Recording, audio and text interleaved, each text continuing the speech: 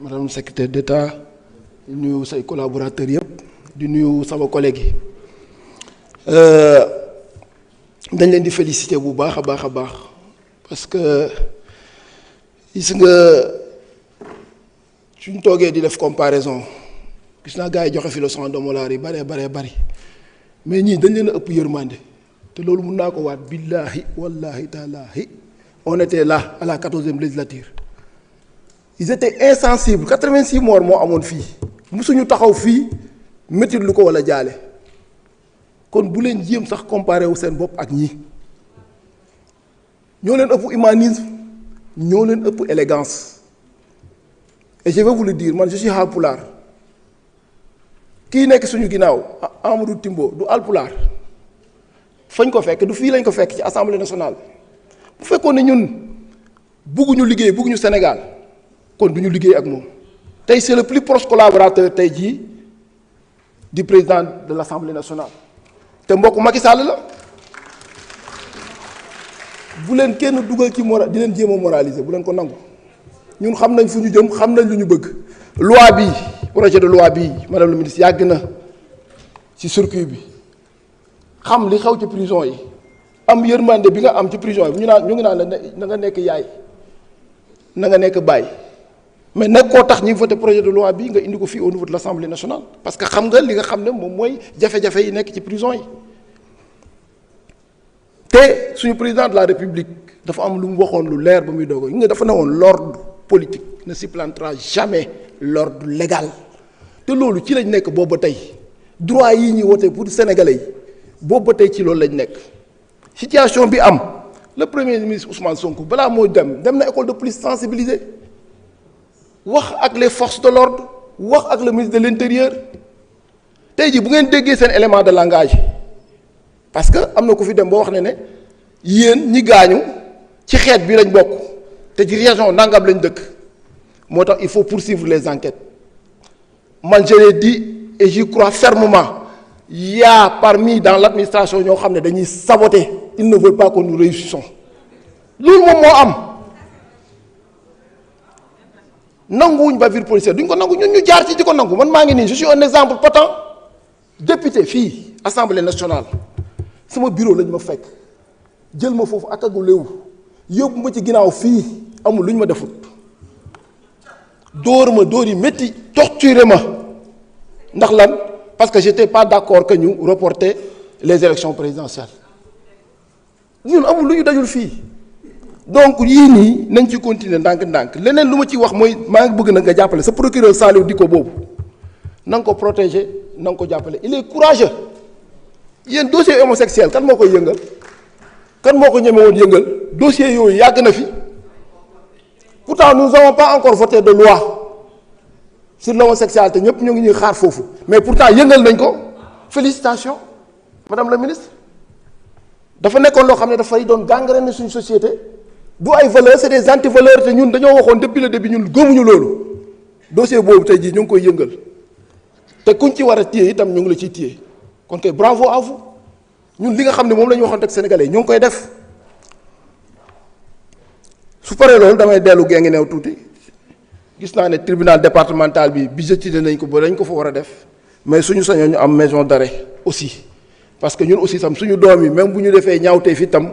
bugg nañ leen ñu àttee leen biir Guinguinéo jàppee leen biir Guinguinéo bu ko defee ñun waa Guinguinéo bu ñu leen bëggee seeti ñu mun leen di seeti bu ñu leen bëggee yóbbul añ ñu mun leen yóbbul parce que Kaolack dafa xaw a sori si ñun madame la ministre ñoo ngi lay féliciter ñoo ngi lay encourager bu baax a baax te ñu ngi sa wet aussi. jërëjëf honorable El Hadji Ousmane Fall vous avez la parole Say Cissé se prépare.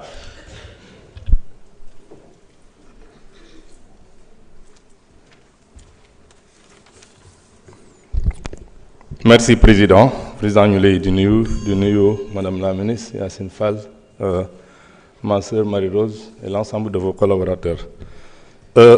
Chers collègues, le projet de loi numéro 9/2025 portant création et fixant les règles d'organisation et de fonctionnement de l'Observatoire national des lieux de privation de liberté constitue une avancée majeure pour l'état de droit dans notre pays. En tant que représentants du peuple sénégalais, nous avons le devoir de garantir que toute personne privés de liberté le soient dans le respect strict de la dignité humaine, conformément à notre Constitution et à nos engagements internationaux. La création de cet observatoire permettra un contrôle indépendant, transparent et rigoureux de nos lieux de détention. C'est un signal fort. Le Sénégal reste attaché aux principes de justice, d'équité et de respect des droits fondamentaux. Cependant, chers collègues, défendre la dignité des détenus ne signifie pas tolérer des privilèges indus. Nous devons avoir le courage de dire la vérité au peuple sénégalais. Il est inacceptable que certains prisonniers, notamment des délinquants financiers, ayant détourné l'argent du contribuable sénégalais, bénéficient de traitements de faveur en prison. Comment expliquer à nos concitoyens que ces individus, accusés de piller les ressources publiques, puissent installer des climatiseurs dans leurs cellules, avec une facture d'électricité supportée par ce même contribuable qu'ils ont lésé?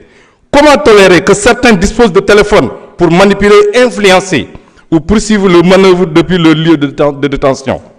La prison ne doit être ni un hôtel, ni un centre d'affaires clandestin.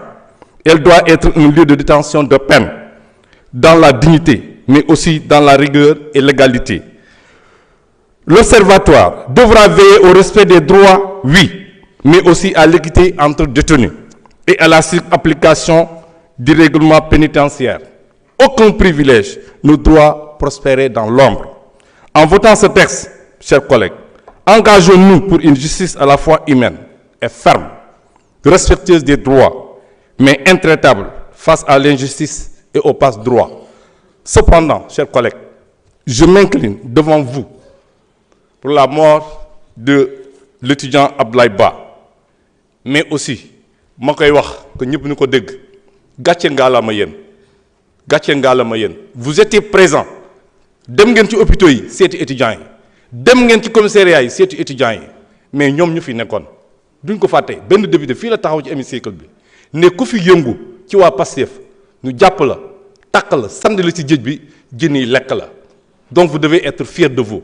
Tey gouvernement bi taxawaay bu ñu def ci sénégalais par rapport à étudiants yi ñun d'accord nañu Wally lu mu ko wax ak ñun ñëpp on assume, mais toutes les responsabilités seront situées. Je vous remercie. Merci, honorable. Saïd Cissé, vous avez la parole. Ousmane Diop se prépare. Merci beaucoup, Monsieur le Président. Assalamu alaikum, Madame la Ministre, ñu ngi lay nuyu ak ñi nga àndal ñëpp. Di nuyu aussi la secrétaire d'État, Madame Marie-Rose.